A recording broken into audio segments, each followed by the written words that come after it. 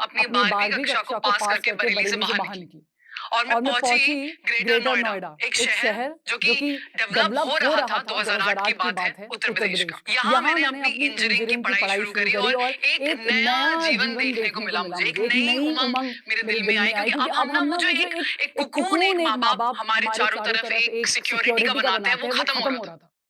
अभी मैं बहुत ज़्यादा आज़ाद थी, इंडिपेंडेंट थी, अपने डिसीजन खुद ले पा रही थी और मुझे इस दुनिया से जूझते-जागते अपना एक मुकाम हासिल करना था। बहुत अच्छा गया फर्स्ट ईयर मेरा, मैं टॉप किया कॉलेज अपना, सब कुछ बढ़िया चल रहा था, सब कुछ बहुत अच्छा था, ये ड्रीम जैसा था मेरे लिए। अनटिल एंड अनलेस किसी की बुरी नज़र। नमस्कार दोस्तों, योर ब्लेसिंग करके हम लोगों ने एक नया आप लोग कुछ भी नहीं पड़ी। तो मैं तो मैं यहाँ यहाँ पर पर थोड़ा सा थोड़ा-सा अब्यूज अब्यूज़ के बारे में आप लोगों को समझाने की कोशिश करना चाहती हूँ। तो तो अब्यूज अब्यूज़ देखा देखा जाए जाए तो तो बहुत बहुत ज़्यादा ज़्यादा फिजिकल फिज़िकल अब्यूजेस अब्यूज़ेज़ बताए बताए जाते जाते हैं हैं टेलीविजन में, चाहे वो रेप केसेस हों या बच्चों बच्चों को को आजकल बहुत बताया जाता है good good touch, touch, bad bad touch. Touch. आजकल आजकल पेरेंट्स भी बहुत जागरूक हैं, वो वो बताते बताते रहते हैं रहते हैं अपने अपने बच्चों को बच्चों को बेटा बेटा ऐसा ऐसा हो तो हो तो बता बता देना, देना, वैसा हो वैसा तो हो तो बता बता देना। देना। लेकिन लेकिन what what about about mental mental abuse? Abuse? और ये ये बात बात 2025 में 2025 हो में रही हो है। रही है। अभी भी अभी भी हमें हमें पता पता नहीं, और नहीं है, मैं मैं बात बात कर रही कर हूँ रही हूँ 2008 की, 2009 की, 2008 की जब मैं खुद 16 साल की थी। मेंटल मेंटल अब्यूज को अब्यूज़ को बहुत सारे बड़े-बड़े तराजुओं में तोला जा सकता है। उसमें कुछ कुछ कुछ पार्ट जो पार्ट मैं जो मैं आपको आपको बताना बताना चाहती हूँ चाहती वो हूँ होता वो है होता है बुलिंग। बुलिंग। किसी को किसी को बुली बुली करना, करना, किसी को किसी को टॉर्चर टॉर्चर करना, करना, किसी को डराने की कोशिश करना, किसी को किसी को डरपोक डरपोक बनाना, बनाना, किसी को गुटबाजी में अलग कर देना, आपको आपको ब्लैकमेल ब्लैकमेल करना, करना, आपको आपको मारने की मारने की धमकी धमकी देना। देना। ये ये सारी सारी चीजें चीज़ें मेंटल मेंटल अब्यूज का अब्यूज़ का पार्ट पार्ट बनती है। बनती है। शुरुआत होती शुरुआत है होती मेरे है मेरे फर्स्ट ईयर फर्स्ट से। ईयर से। जब मैं जब मैं फर्स्ट ईयर फर्स्ट में ईयर थी में और थी मैं और मैं अच्छा अच्छा परफॉर्मेंस कर परफॉर्मेंस रही कर थी, रही थी, मेरा मेरा ध्यान इन ध्यान इन चीजों में चीज़ों में कभी कभी गया गया ही ही नहीं। नहीं। कुछ कुछ सेट सेट ऑफ ऑफ लड़के लड़के मेरी मेरी बस को बस को फॉलो फॉलो करते थे। करते थे। मैंने मैंने कभी कभी ध्यान नहीं दिया क्योंकि देखिए जैसे हर एक आम लड़का और लड़की जब कॉलेज जाते हैं, पढ़ने जाते हैं, तो उनका मेन मोटिव क्या होता है? पढ़ाई करना, एक अच्छी जॉब लेना, माँ बाप का नाम रोशन करना, और बाकी चीजों में जनरली हमारा ध्यान इतना जाता नहीं है। तो तो कौन हमें फॉलो कर रहा है, कौन नहीं कर रहा है, ये हमें पता ही नहीं होता था। बट मेरे दोस्तों को पता चला क्योंकि वो ज्यादा शायद मुझसे ज्यादा जागरूक थे उस टाइम। उन्होंने मुझे बताई ये बात, मैंने इग्नोर कर दी। जैसे कि हर कोई जनरली इग्नोर कर देता है, मैंने भी इग्नोर कर दी।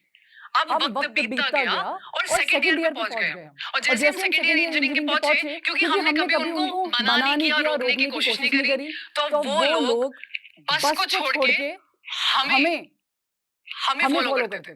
तो अगर हम कभी मार्केट में जा रहे हैं कुछ सब्जी खरीदने, या हम कहीं जा रहे हैं कुछ सामान लेने के लिए, तो अब वो लोग बस को फॉलो नहीं कर रहे, वो हमें फॉलो कर रहे हैं। कभी बहुत तेजी से गाड़ी आगे आके रुक जाए, कभी कोई धीरे धीरे चले, कभी तेज तेज हॉर्न बज रहा है, कभी शीशा उतार के गाली गलौची हो रही है, और आधा टाइम तो समझ में ही नहीं आता था कि हो क्या रहा है।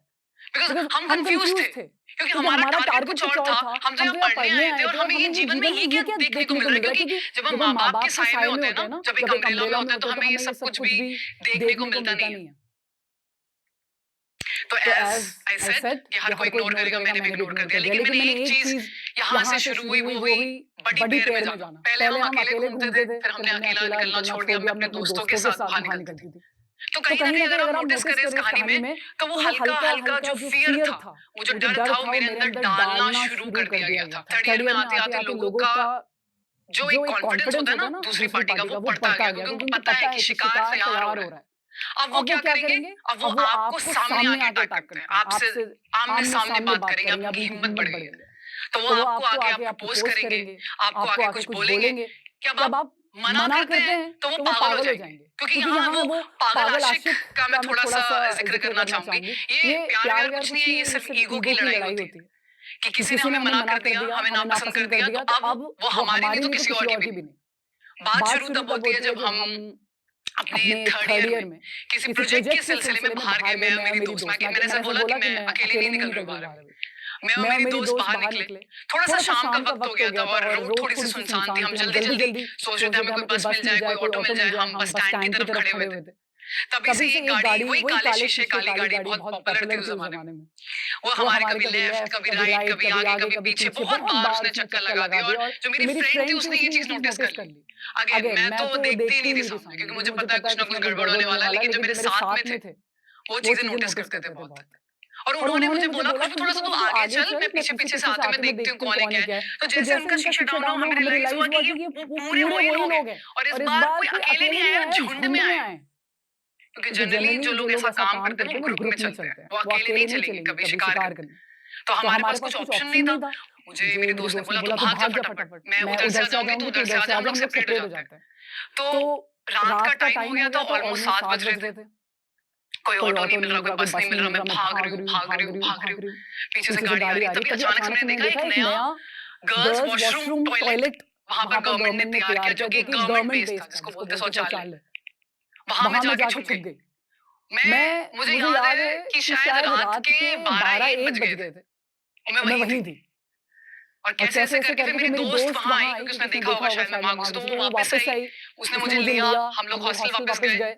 और वो रात एक ऐसा दिन था जब मैंने अपने आप के अस्तित्व पे बहुत सारे सवाल उठा दिए कि मैं कमजोर क्यों, मैं ताकतवर क्यों नहीं हो सकती, मुझे क्यों डर लग रहा है, मैं क्यों भाग रही हूँ, मैंने तो कुछ गलत नहीं किया किसी के साथ, तो मैं क्यों एक विक्टिम बनती जा रही हूँ। मैंने अपने आप को विक्टिमाइज मान लिया कि मैं विक्टिम हूँ। और पता नहीं क्यों एक अजीब सी शक्ति थी अंदर शरीर के, शायद प्रभु थे, क्या था, कुछ पता नहीं, क्योंकि मैं एक मेडिटेटर रही हूँ बचपन से, बहुत ध्यान में रही हूँ, तो मुझे तो लगता था कि बस भगवान को याद करना ही मेडिटेशन होता था। आपकी जनता जानती है, सोचती है कि स्ट्रेस हटाना ही एक मेडिटेशन होता है, बट ये जो ध्यान है ना, ये कुछ करता है शरीर में, ये कुछ ऐसी पावर दे देता है आपको कि भले ही जीवन की सारी मुश्किलें ऐसी लग रही हो कि हम कुछ नहीं कर पाएंगे, लेकिन वो अंदर से एक अलग ही आग निकलती है। रात में जब मैं वापस आई तो मैंने अपनी इलेक्ट्रॉनिक की बुक खोल दी और मैं पढ़ना शुरू कर दिया मैंने, क्योंकि एक हफ्ते में मेरे एग्जाम्स थे थर्ड ईयर के। मैं आज भी जब ये बात सोचती हूँ तो मुझे बहुत अचंभित होता है कि 17-18 साल का बच्चा है, इतना हाथ पैर ठंडे पड़े हैं, कांप रहा है, मरने वाली सिचुएशन है, क्योंकि जब वो लोग मेरे पीछे भाग रहे थे और मैं आगे भाग रही थी तो उनमें से किसी एक के हाथ में पिस्टल थी, तो मुझे इतना पता था कि ये शायद मेरा आज आखिरी दिन भी हो सकता है इस दुनिया का। लेकिन पता नहीं क्या हुआ, मुझे आके रोना चाहिए था, मुझे आके बहुत ज्यादा अपनी किस्मत को कोसना चाहिए था, लेकिन मैंने इलेक्ट्रॉनिक की बुक खोली और मैंने पढ़ना शुरू कर दिया। मुझे खुद भी नहीं पता ये बात। आज जब मैं ये सोचती हूँ तो मुझे लगता है शायद वो ध्यान की शक्ति थी जिसने मेरे अंदर हमेशा जला के रखा, माँ काली का आशीर्वाद था जो हमेशा मेरे दिल में जलता रहा। लेकिन इतना ज्यादा जो मैंने अपने अस्तित्व पे सवाल उठाए थे ना, उनका जवाब नहीं मिलता था मुझे, तो मैं बहुत ज्यादा पूछती रहती थी कि मुझे बताइए, मुझे बताइए। अब तो ऐसा हो गया था कि मैं नजरें भी नहीं मिला पाती थी किसी आदमी से, मैं इतना ज्यादा डर में थी। कैसे जैसे मैंने अपना 4th ईयर निकाला, कैसे जैसे मैंने अपनी प्लेसमेंट निकाली जिसके लिए मैं इतना ज्यादा मेहनत कर रही थी, अब वो चीज मुझे खुशी ही नहीं दे रही थी। मेरे लिए उसका कोई अर्थ नहीं था हमारे जीवन में। और ये बात मैं किससे शेयर करूं, कोई था भी नहीं ऐसा जिसके साथ मैं ये बातें शेयर कर सकती थी। दोस्तों, क्या आप अपना टाइम फेसबुक और इंस्टाग्राम पे वेस्ट कर रहे हो? इसी वक्त बंद कर दो टाइम पास करना। 4th ईयर में अचानक से एक इंसिडेंट हुआ। एक यंग कैप्टन साहब हमारे कॉलेज में आते हैं स्पीच देने के लिए कि हम इंडियन आर्मी को प्रमोट करेंगे। तो मुझे दूर दूर तक फौज में जाने का कुछ नहीं था। मैंने कभी नहीं सोचा था कि मैं फौज में भर्ती लूंगी, मैं फौज की मेजर साहिबा कहलाऊंगी, ऐसा कुछ नहीं पता था मुझे।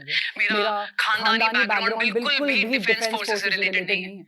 जब वो वहां बैठे और बोलने लगे तो उन्होंने काफी स्लाइड्स दिखाई वॉर से रिलेटेड, हर चीज से रिलेटेड। वहां एक लड़की की फोटो दिख गई मुझे। सारे लड़के थे लेकिन एक फोटो मुझे लड़की की दिख गई वहां।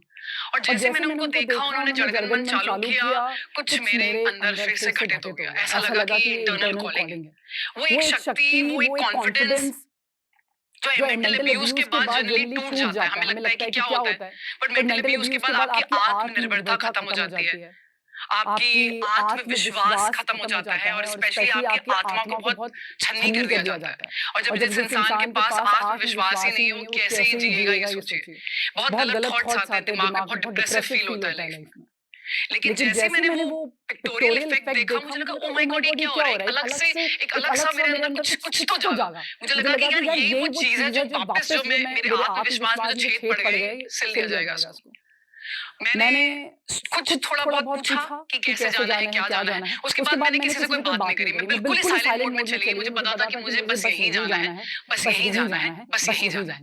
मेरा 4th ईयर खत्म हुआ, मैं घर गई। मैं घर में बैठ के कुंडली लगा के 5 महीने मैंने किसी से कोई बातचीत नहीं करी, सिर्फ पढ़ाई में लगा दी। मेरे माँ-बाप मुझे पूछते थे, उन्होंने तो लड्डू बंटवा दिए थे कि बेटी की इतनी अच्छी जॉब लग गई है एमएनसी कंपनी में और नाम रोशन कर दिया। उनको क्या पता था कि बच्चा तो जाएगा ही नहीं। सबसे बड़ी गलती हम पता है क्या करते हैं, हम लोग ये करते हैं ना, हम अपने माँ-बाप से छुपा देते हैं चीजें।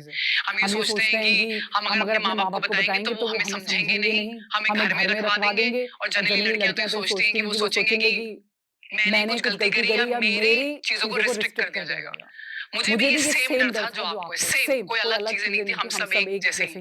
लेकिन मुझे कहीं ना कहीं लगा कि now it is the time to tell my father what is happening to me because I am not able to survive. जो आफ्टरमैथ इफेक्ट थे उसके, कॉलेज खत्म होने के बाद भी जो मैं झेल रही थी, जो सपने मुझे आते थे, जो टॉर्चर करते थे मुझे रात भर, वो चीज मैं झेल नहीं पा रही थी। और मैंने कहीं ना कहीं अपने फादर को कन्फेस कर दिया ऐसा कुछ हुआ है आफ्टर माय इंजरी। और सिर्फ एक दिन में सब कुछ ठीक हो गया। काश मैंने ये चीजें पहले बता दी होती, काश तो वो जो आफ्टर मैथ मैंने झेला है इतना सारा शायद कभी झेलना नहीं होता। But nevertheless see there is something called victim mentality. जब मैंने पढ़ाई शुरू करी मुझे ऐसा रियलाइज होने लग गया कि ये जो हुआ ना और जिससे मुझे जो हर दिन पढ़ने की जो शक्ति मिलती है और जो मैं एक्स्ट्रा एफर्ट डाल पाती हूँ किसी से भी ज्यादा, ये सिर्फ उसी वजह से डाल पा रही हूँ जो मेरे साथ हुआ। अगर वो नहीं हुआ होता तो शायद मैं कभी नहीं सोचती कि मैं फौज में जा भी सकती हूँ, मैं अपने आप को वापस खड़ा कर सकती हूँ, अपने आत्मविश्वास को वापस उठा सकती हूँ। मैं ऐसा शायद कभी नहीं सोचती। इसलिए जो होता है अच्छे के लिए होता है। लेकिन हाँ, अगर हमने टाइमली चीजें कर ली होती तो जो उसके बाद के इफेक्ट झेलने को मिलते हैं वो शायद कभी नहीं होता। तो मेरी तैयारी बहुत अच्छे से गुजरी और मैं पहुंच गई 24 एसएसबी बैंगलोर अपना एसएसबी देने। मेरे अंदर कोई डर नहीं था उस दिन कि मैं निकलूंगी नहीं निकलूंगी, मुझे जॉब मिलेगी नहीं मिलेगी, वर्दी पहन पाऊंगी नहीं पहन पाऊंगी। मेरे दिमाग में बस ये था कि मुझे वापस अपना आत्मविश्वास उठाना है और उसके लिए अगर मुझे 10 बार जाना पड़े 10 बार जाऊंगी, 20 बार 30 बार शायद इसी को इंटरनल कॉलिंग कहते हैं। जब वो अंदर का डर खत्म हो जाता है, वो सिक्योरिटी वाला डर खत्म हो जाता है कि नौकरी चाहिए नौकरी चाहिए, उसलिए नहीं गई मैं। और भगवान की कृपा ऐसी थी, कहते हैं ना जब हर चीज साथ में चलती है। जैसे मेरी माँ ने स्टार्टिंग में बोला था कि बेटा आपका दिन जब आएगा आप हमेशा तैयार रहना और जब अपॉर्चुनिटी आएगी तो वो आपका हार्ड वर्क काम आएगा। वो तीनों चीजें जब मिल जाती है तो जादू मिरेकल होता है। मैं पहली बार गई एसएसबी में और मैंने पहली बार में अपना सिलेक्शन उठा दिया और ऑल ओवर इंडिया मेरिट में मेरा नंबर आ गया। हाँ, मैं पहुंची OT Chennai officers training academy Chennai officer बनने के लिए। तो अभी तक तो मैं एक लेडी कैडेट थी और जैसे मैं वहां पहुंची सबसे पहले मेरे बाल काट दिए गए, जो बिल्कुल ही 1 इंच बाल पे रखा गया, बिल्कुल ही लड़का बना दिया गया। वाइब महसूस नहीं हो रही थी कि मैं एक लड़की भी हूँ और हर जगह एक इक्वालिटी महसूस करी मैंने, जो मैंने शायद पहले नहीं करी थी। कि अभी ऐसा कुछ नहीं है कि लड़का है या लड़की है, एक टाइप का रगड़ा है, सबके लिए इक्वल है, सबके लिए समान है। वहां पर मैंने लड़कों के साथ कंपटीशन किया, उनके साथ भागती थी, उनके साथ कूदती थी, खेलती थी, बहुत बार आगे निकली, बहुत बार पीछे निकली। तो कहीं ना कहीं वो कॉन्फिडेंस मेरे अंदर वापस डेवलप होने लगा। धीरे धीरे जो छेद हो गए थे वो वापस भरने लगे। और ऐसे मैंने पता नहीं क्या नहीं, अगर मैं आपको अपने किस्से बताने बैठूं तो शायद रात हो जाए। इतना कुछ वहां से मैंने लिया है और सीखा है। फिर मैं आ गई अपनी सर्विस में, जो कि ट्रेनिंग के बाद मैं लेफ्टिनेंट बनी और फिर अपनी सर्विस में आ गई। वहां मेरे जवान, मेरे कलीग्स, मेरे सीनियर्स, मेरे जूनियर्स इतना ज्यादा प्यार और सम्मान और इज्जत और इतनी ज्यादा कहते हैं ना वो बूस्ट मिला है मुझे लाइफ में कि मेरे को बिल्कुल ही तराश दिया गया, इतना स्ट्रांग बना दिया गया कि मैं ऐसे इंडिपेंडेंट, मुझे मतलब आप यकीन मानिए मुझे याद भी नहीं आता। अगर मैं कभी सोचने की कोशिश भी करती हूँ तो मुझे इंसिडेंट याद भी नहीं आता है। कहीं ना कहीं मुझे ये रियलाइज करा दिया गया कि हम कभी भी विक्टिम नहीं होते हैं। हम हमेशा वो सैनिक हैं उस रणभूमि में जो हमेशा ही तैयार होता है अपनी जिंदगी की चुनौतियों को लड़ने के लिए। हम हमेशा ही वही हैं, हम कभी भी विक्टिम नहीं हो सकते। What is important for English? Grammar, reading और practice. देखिए, क्या नाम है आपका? फिर मैं बात करती हूँ अपने इस कार्यचरण के आखिरी साल की, जब मैं मणिपुर में थी और बहुत सारे राइट्स वहां हुए। ये 2023 की बात मैं आपको बता रही हूँ। वहां पर हमने बहुत सारे पीस कीपिंग ऑपरेशंस करे। मैं उनका काफी पार्ट रही। मैं अलग अलग गांव में जाती थी, लोगों से बात करती थी, उनको समझाने की कोशिश करती थी कि हम पीस करते हैं, हथियार छोड़ते हैं, लड़ाई छोड़ते हैं। लेकिन उनसे बात करने के बाद, बहुत सारे बच्चों को रेस्क्यू करने के बाद, काफी बच्चे जो अनाथ हो गए थे उनसे डेली बेसिस पे बात करने के बाद मेरे अंदर एक अजीब सा बदलाव फिर से आ गया। वो सेम वैसी एनर्जी फील करी मैंने जो मैंने शायद 11 साल पहले फील करी होगी। मुझे ऐसा लगा कि ये जो मेरी पाबंदियां हैं शायद मे बी फौज ने मुझे बहुत कुछ दिया, लेकिन एक सीमा तक मैं बंधी हुई। उसके बाहर जाके मैं किसी की मदद नहीं कर सकती अभी। उसके बाहर जाके मैं उनको कुछ काउंसिल नहीं कर सकती। उसके बाहर जाके मैं उनको मेंटल सपोर्ट नहीं दे सकती। तो मैंने ये डिसाइड किया आफ्टर 1.5 साल वहां रहने के बाद कि अब शायद टाइम आ गया जो मैंने सीखा है वो वापस सोसाइटी को देने का। और मैंने डिसाइड किया कि मेरा 10 साल का पूरा काम कंप्लीट हो गया है और मैं यहाँ से रिटायरमेंट लेके बाहर निकलती हूँ। नाउ अगेन ये डिसीजन भी बहुत मुश्किल था। इनिशियली मेरे पेरेंट्स तो वैसे भी एग्री नहीं कर रहे थे जब मैं फौज में जा रही थी, और जब मैं फौज से बाहर निकल रही हूँ तब भी वो एग्री नहीं कर रहे थे। तो फौज में आना भी मुश्किल और फौज से जाना तो और भी मुश्किल। लेकिन कहते हैं ना कि आपको ऑलरेडी पंख दे दिए हैं, अब आपके अंदर आत्मविश्वास जाग चुका है, तो आप अब डरेंगे नहीं कि आगे मेरा फ्यूचर क्या रहेगा, आगे मैं क्या करूंगी, आगे मेरा करियर क्या होगा। तो at the age of 34, I decided to switch my career and move to some another career which is beyond, very different, very opposite of what was I doing. It's something called counseling and fitness. ये दो चीजें मैंने पकड़ ली क्योंकि मुझे पता है कि फिटनेस हमारे दिमाग को कैसे खोलती है और जब दिमाग हमारा शांत होता है तो कैसे हम जिंदगी की आममर्रा परेशानियों को आराम से निकाल सकते हैं। तो मैं एक काउंसलर बनी, मैंने अपनी पढ़ाई खत्म करी, सर्टिफिकेशंस लिए, हर चीज से सर्टिफिकेशन उठाए और फिर मैं एक काउंसलर बन गई। तो अब मैंने एक नया करियर चुना काउंसलिंग का। कहीं ना कहीं अगेन ये बहुत ज्यादा इंटरनल कॉलिंग का पार्ट था, मेरे पैशन का पार्ट था और इसमें थकान महसूस नहीं होती, इसमें बहुत ज्यादा आनंद मिलता है, रात में नींद बहुत अच्छी आती है, अलग अलग लोगों से बात करने का मौका मिलता है, उनको काउंसिल करने का मौका मिलता है, उनको मेंटल सपोर्ट देने का मौका मिलता है, जो शायद मुझे नहीं मिला, मैं लोगों को देना चाहती हूँ। मैं सोशल मीडिया के माध्यम से लोगों से बहुत ज्यादा जुड़ चुकी हूँ, चाहे वो इंस्टाग्राम हो, यूट्यूब हो। मैं हर तरह से उनसे जुड़ने की हर एक कोशिश कर रही हूँ। जो मेरा सपना था अब मैं वो पूरा करने की कोशिश कर रही हूँ कि मैं लोगों से जुड़ूं, सोसाइटी की तरफ आऊँ, सोशल कॉज में और ज्यादा इन्वॉल्व हो जाऊँ। तो जाते जाते बस मैं ये कहना चाहूंगी कि हम विक्टिम नहीं और हमेशा ही कोई ना कोई तरीका जरूर होता है कितनी भी बड़ी परेशानियों से निकलने का।